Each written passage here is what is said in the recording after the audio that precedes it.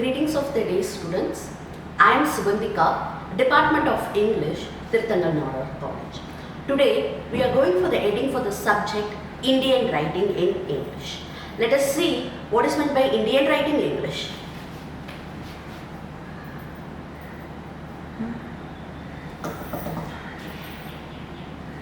Okay. So, what is meant by Indian Writing in English? Basically, the people, the Indians who write in English language is called as the Indian writing in English. It encompasses of drama, short story, novels, literature, more than it. And basically, you all know English is an adaptive language. In India, we consist of many culture, religion, whatever it is. We have many languages. We can't address India as a singular country. India is a diversity country. We have many culture, many languages. So, in order to propagate our culture, religion, we need a global language. That is English. For this purpose, English has been adapted to our India. So, when it was adapted? It was adapted during the British colonial period. Let us see. So now, how the Indian writing English was slowly developed in our country. The earliest influences, first it was started when it was Indian writing into travel narratives. Like it was started in the traveling travelogues, many stories which was want to narrate to everyone. And slowly it becomes in the 19th century and 20th century, that is during the pre-independence period. That is before the 1947. What were the people were suffered to be narrated to everyone, to be circulated to everyone. So for that the language has been posted. And slowly the post-independence, and after the independence, after the big independence, what has happened to our country, what has happened to our people? So, which was being narrated in this language. And slowly, it has been come now to the contemporary literature. So, the contemporary literature includes the diasporic literature. That is, the person who lives or migrated to other country and started to write the English language. Those persons are called as the diasporic writers. So, these diasporic has been starts during the contemporary period. Okay. So now we have the development of Indian writing in English, and moreover, Indian writing in English can be called as in a short form IWE. So now IWE, the early influences, then pre-independence period and post-independence period and contemporary literature.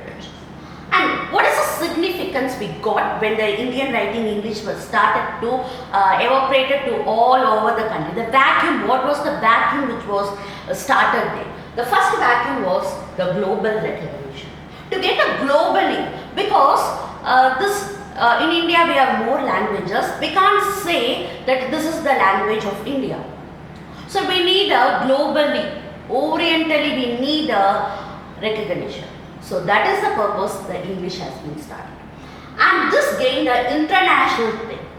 And moreover, the cultural bridge. We started to have a cultural bridge between the Indians and between the other people to understand. And it helps the cultural gap between India and the English speaking world. Reflection of the Indian society. This is what we are. We need to tell to our people this is what we are. So we used the language called English. So that is called as the Indian writing in English. The persons who starts to write in dramas, short stories, whatever the genres, they started to write in English to address their point of view. So the language was used. And some of the notable writers I have taken up. This is Rabindranath Tagore, one of the most important pioneer of the Indian writing in English. So celebrated for his poetry, novels, plays, stories, and his most famous work, Geetanjali, which was prescribed for the first years also. So the most important book, R.K. Narayanan, Arundhati Roy, the diasporic writer, one of the important diasporic writer in the contemporary literature. She has migrated to the other country and starts to write about our own place in the English language to address to the other people also. So one of the important thing. Next, Salman Rushdie, he is also a contemporary literature, that is diasporic writer. Jhumpa Lahiri, Ruskin Bond, Chetan Bhagat, Vikram Seth. Chetan Bhagat and all who used to write about what is happening in our country, the discrimination or for the kids like you, students, the romantic love stories which was written by him in the English language. And now, Unit 1, let us go for now you know the basic subject of Indian writing in English, what is meant by. The Indians which were written in English language, it comprises of drama, culture, prose, everything, so fiction, so we are going to learn it. So Unit 1, Introduction, I have taken over the Macaulay's Minutes. First, who is meant by Macaulay? Macaulay is a person, one of the parliament member during the pre-independence period. So you all know when the Britishers starts to colonize our country, we don't have education, that is we don't have a proper education, this should be followed. And British found that these people, that is us, Indians, are not following the English language as their education. So they understand that these people, these Indians are writing and reading it in their own mother tongue. So they want to implement their language to the students like us. So for that, the groups have been divided it between among us, Orientalist and Anglist. Orientalist people that thinks that Indians should be educated in their own language, but Anglicist believes that English education should be given to them. So this was the problem was started here, and at last what is happening? Macaulay is the man, one of the parliament member who came here and starts to settle down the dispute between the Anglicist and Orientalist. What he has bring it out? They settle the dispute in favor of Anglicist. The English education is important here. That is, the education should be given to the students. What type of the education? English education, not in their native languages. So you can understand what was the objective. There are 4 objectives was written here. Spending only on Western education. They have given a checkpoint to all of them. If you are following the Orientalist point of view, you will be spent only on the Western education. The loans will be given only if you follow the Western education. Closure of colleges. If suppose the colleges were run by native languages, the colleges will be closed. Downward filtration theory. The students has to be studied in the English language only. And Indian by blood, British by taste. So the appearance, the way the culture should be by thing, but Britishers' language should be adopted here. And the 3 merits are here. What are the merits? The role of the English in Indians' freedom. So our people starts to adapt the language and they study there, and what they have started to do, they have started to write about the poems, the poetry, the drama, everything about the independence, the role which the India suffered, the struggles of the Indians in English language. Second point, the foundation of the modern education. There is a modern education which was globally addressed here. And third way there is a doorway to the world literature. They are given a way to the doorway to the world literature. And next unit 2, we are going for the poetry. In unit 1, we have talked about the prose piece, that is Macaulay's Minutes, which have been how the Macaulay's have addressed the objectives and the merits which was given to them. Now we are going for the unit 2, the poetry. In this poetry I have taken about the Coromandel Fishes written by Sarojini Naidu. So who is Sarojini Naidu? This is the text of the poem actually. Sarojini Naidu is actually an English writer who belongs to Bengali.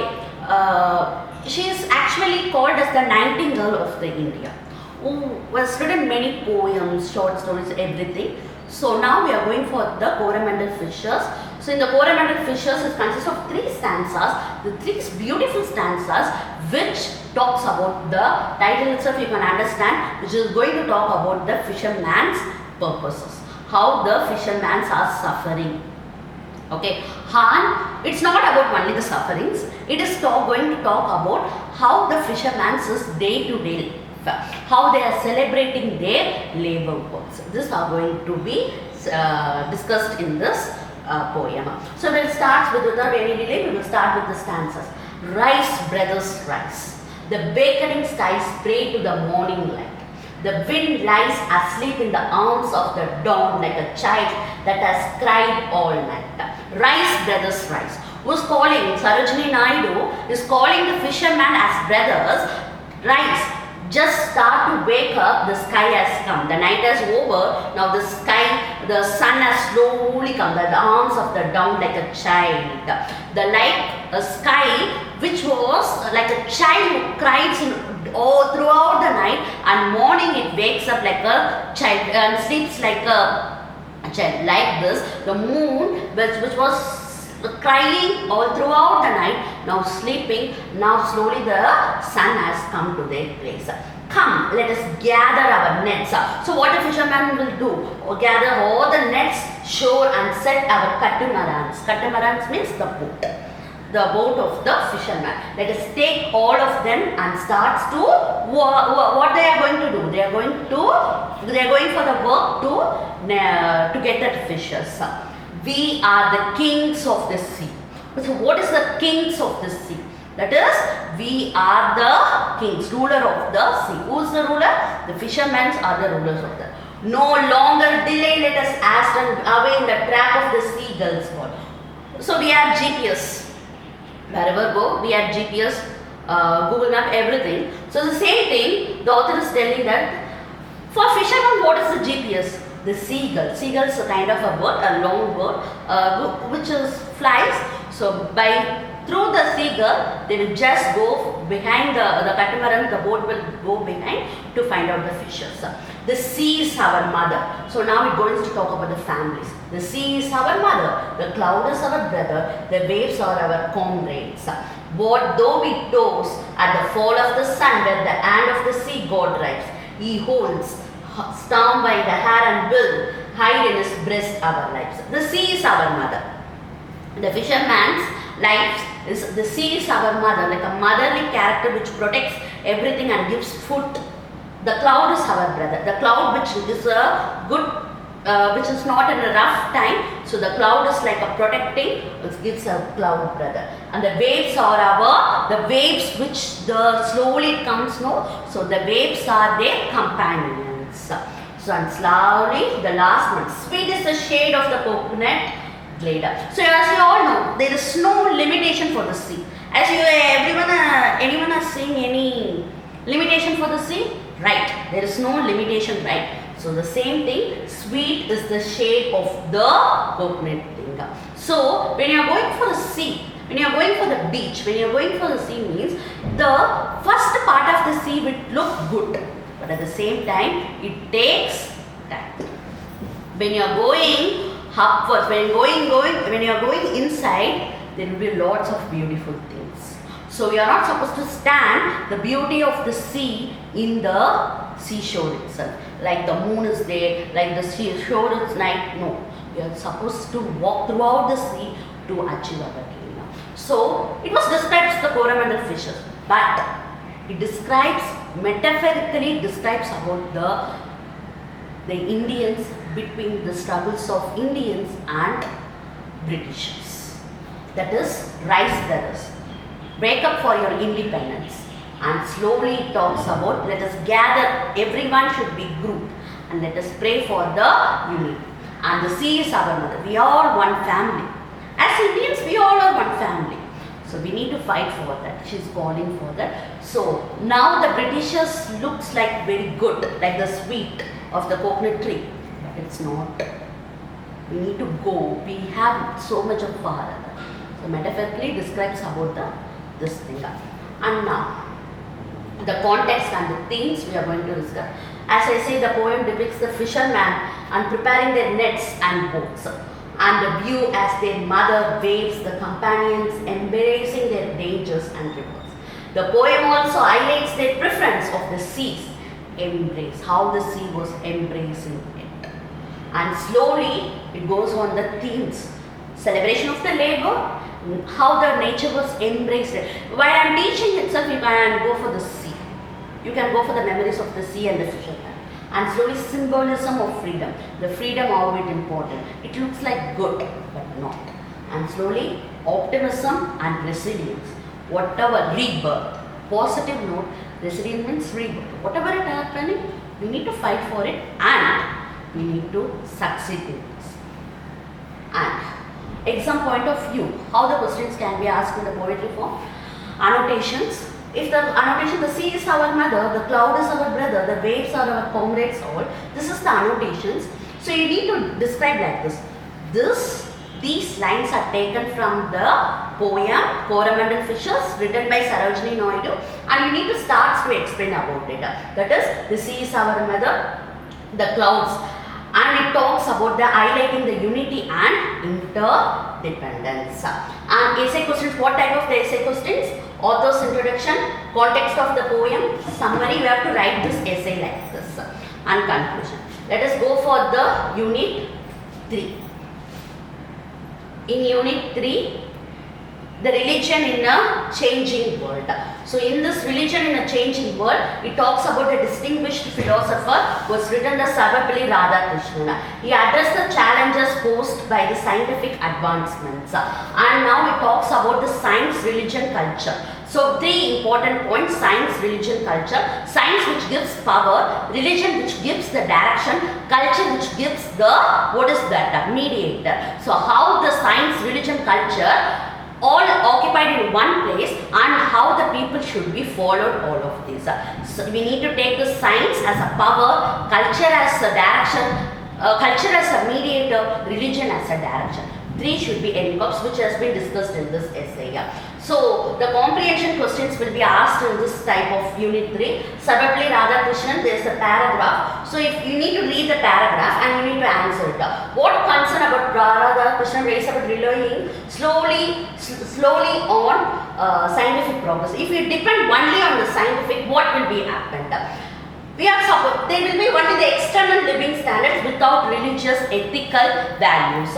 So we need to know about the guidance and leave humanity without the moral direction and inner peace. So the next question, according to Radhakrishnan, what unites all major religions? That is, he asserts that fundamental ethical principles, love, human dignity and compassion are common to all the major people.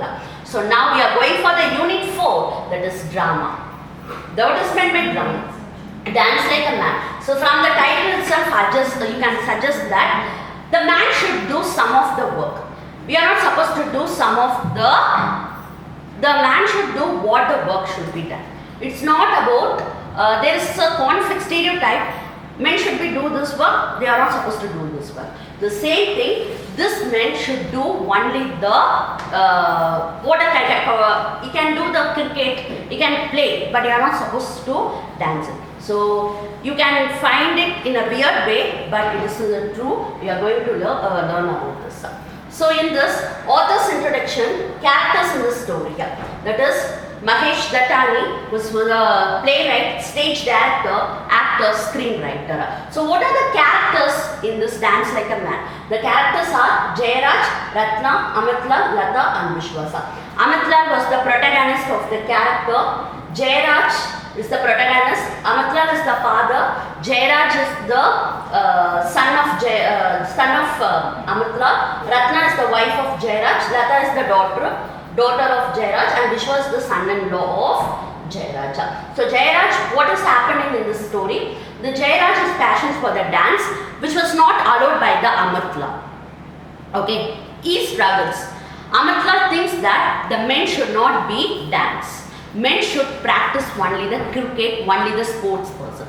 So for this he was conflicting it, and climax of the story, what is happening, the couples, that because of this ambitious Ratna, the like son was died, Shankar was died.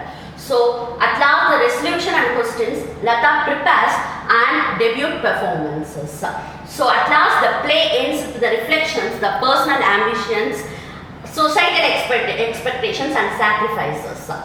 You can find and Unit 5 fiction, Laburnum for my head, Tensula Rao. So laburnum for head, this is the flower, this is the laburnum flower. The lady, Latina, who has fallen in love with that flower, and at last what the desire she has been developed it. And how she find it out, and it has connected with the eco-feminist literature also. So Latina Babu, Latina's family, while her husband was dead, she was found with the laburnum flower, and at last in a cemetery she just fight it for the flower, and to just during a cemetery above there will be a laburnum flower. So what the desire, if a woman thinks what she wants, she can find it out. So you can find this is through this point. So conclusion also, that cemetery blooms with the laburnum. At last the questions can be asked, annotations, comprehension and 5 mark 10 marks question. Thank you.